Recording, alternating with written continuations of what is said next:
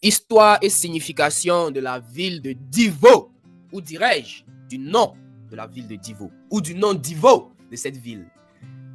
Bonjour, bonsoir à tous. Merci de nous suivre. Ici Mohamed Bané sur Ivory Road 225, où on parle de culture, tradition et business en Côte d'Ivoire d'abord, mais également dans les autres pays d'Afrique et ensuite par ailleurs dans les autres pays du monde. Shout out to Achéan, Momo Ntik, notre partenaire qui nous fait ces magnifiques carousels, ces magnifiques articles où il parle de l'histoire et de la signification des noms de plusieurs villes de Côte d'Ivoire, mais aussi il nous fait de très beaux articles sur les langues maternelles, mais également beaucoup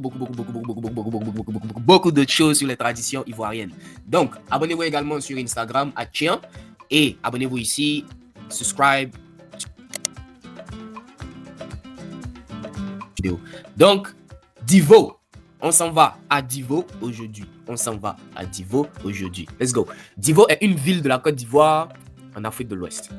C'est à la fois une commune, un chef-lieu de sous-préfecture et de département.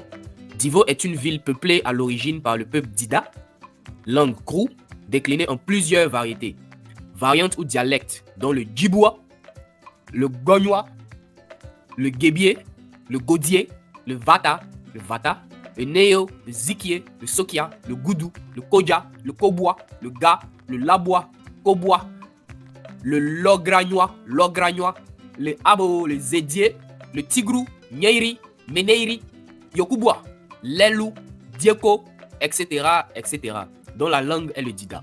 Waouh! Beaucoup de variantes, hein? Beaucoup de variétés. Il y a des variétés, il y a des variantes. Ah ouais.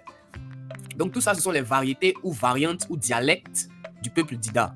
Enfin, de la langue krou, du peuple Dida, effectivement, oui. De la langue Dida, pardon. De la langue Dida. Ouais. Donc les Dida, s'il vous plaît, réaction positive, négative, confirmation. Est-ce que tout ça, c'est toujours d'actualité? Est-ce qu'il y a des updates? Est-ce qu'il y a eu des mises à jour depuis lors? Répondez dans les commentaires, s'il vous plaît. Et encore, comme je dis toujours, si vous avez plus d'éléments de l'histoire, s'il vous plaît, mettez dans les commentaires pour qu'on puisse tous apprendre et partager ensemble. Et ça nous aide toujours à faire encore plus de vidéos sur notre très cher beau pays, la Côte d'Ivoire. On continue. Le département de Divo a une population estimée à 387 000 habitants. Waouh, quand même. 387 000 habitants. Le nom Divo serait issu d'une transcription erronée de la part des autorités coloniales du vocable Djibi en langue Dida, qui se traduisait en français par là où la panthère se promène. Ah ouais. Voilà, c'est pas ce qu'il disait dans l'autre vidéo des Giglo. C'est la même histoire pratiquement partout. Donc, on revient à nos anciens noms ou on garde les mêmes noms. Qu'est-ce que tu en penses, famille? Réponds un peu en commentaire, s'il te plaît. Donc, le nom Divo est une transcription erronée comme d'hab des colons du mot qui venait le mot d'origine, c'était Djibi. Djibi, en langue Dida, qui se traduisait par le français là où la panthère se promène. Donc, les Dida, vous confirmez ou pas? Dans les commentaires, s'il vous plaît, la famille. Et pour le live, comme je disais dans la vidéo de Giglo, si vous êtes aussi intéressé par le live sur chaque ville, mettez également dans les commentaires et on va essayer de coordonner ça tous ensemble. Histoire. La création de Divo remonte à une époque ancienne. En effet, selon la légende, le clan Digbe, c'est-à-dire le gîte de la panthère, ou Djiboua, vivait à l'origine à Gbogbre Djigbi, l'actuelle ville de Sassandra qu'il partageait avec le clan Niaouré.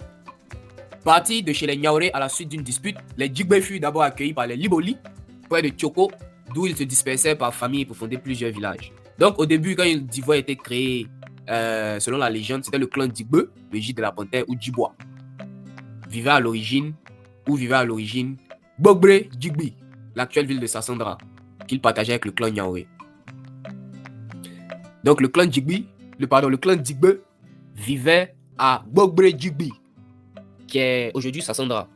Et il partageait cet endroit-là avec le clan Niaouré. Donc le clan Digbe et le clan Niaouré vivaient ensemble à Gbogbre Djigbi, qui était avant Sassandra. Donc c'est ces deux clans-là qui vivaient ensemble, les Digbe ou Djiboua et les Niaouré. Maintenant, parti de chez les Niaouré à la suite d'une dispute, c'est-à-dire les Niaouré et les Digbe ont fait palabre. Et les Digbe furent d'abord accueillis. Enfin, les Niaouré et les Digbe ont fait palabre, les Digbe sont partis.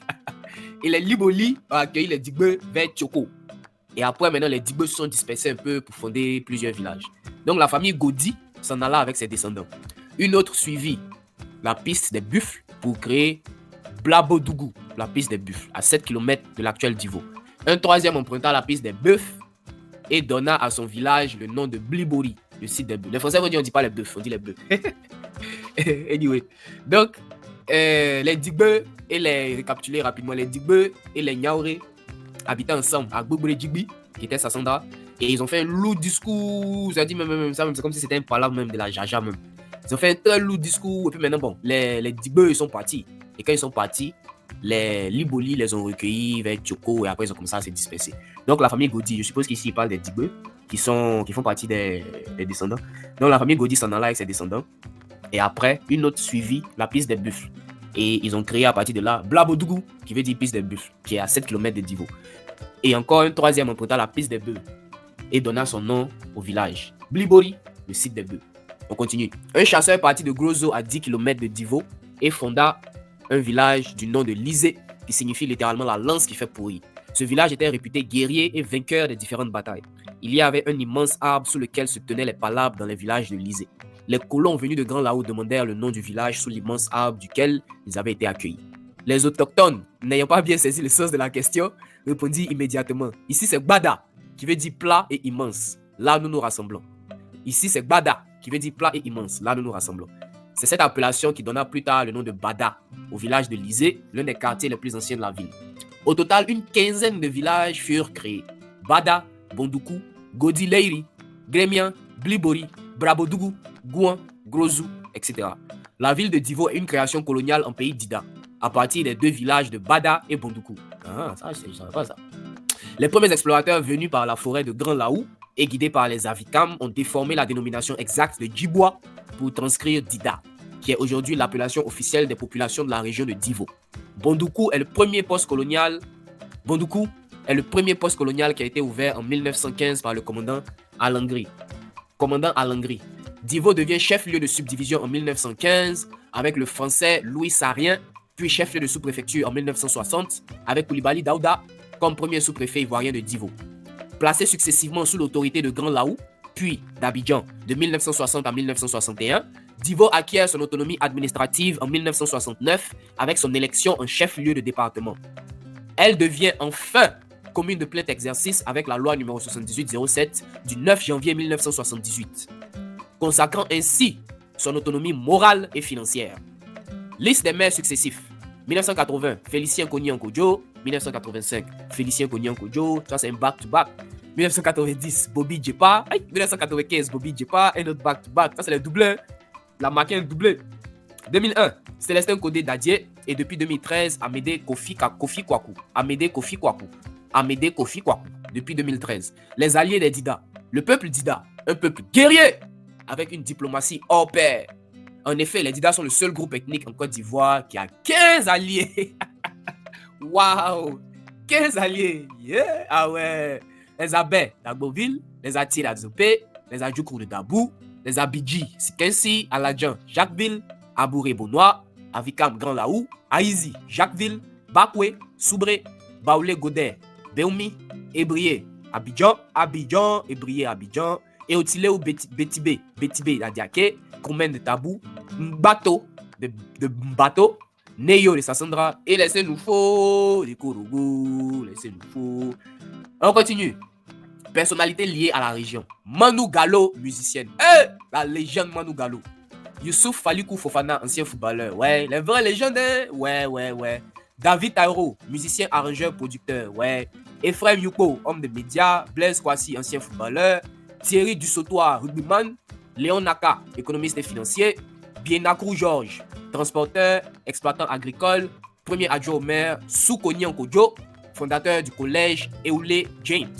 Charles Conan Pani, 1942-2021, homme politique ivoirien. Ouais. Assez de légendes, hein? Aussi à Divo, comme à Gagnois. Abonnez-vous aussi, comme d'habitude, Ivory Road 225, culture, tradition et business en Côte d'Ivoire. D'abord, comme toujours, pays à la Côte d'Ivoire qui gagne pas. Et ensuite dans les autres pays d'Afrique. Et c'était Divo. Donc, la famille dans les commentaires. Action, réaction positive, réaction négative, réaction neutre. Si vous avez des éléments à ajouter à l'histoire, dans les commentaires, la famille s'il vous plaît. Et comme dirait la légende, aïe, comme dirait la légende Yoruba, sera à la prochaine. Ciao. You're listening to